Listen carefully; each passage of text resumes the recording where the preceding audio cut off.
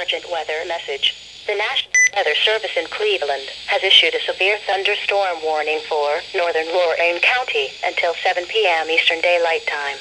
At 5:52 p.m. Eastern Daylight Time, the National Weather Service Doppler radar indicated a severe thunderstorm capable of producing quarter-size hail and damaging winds in excess of 60 miles per hour.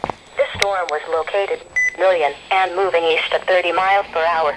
I got a severe thunderstorm warning for Lorain County. Lake Avon Lake, Lorain. This is a dangerous storm. Seek shelter inside now and stay away from windows. Please report hail and strong winds to the National Weather Service by calling toll-free 877-633-6772 when you can do so safely.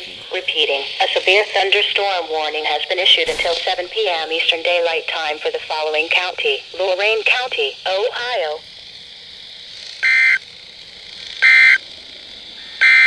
Look at it. It's coming in. Look at it.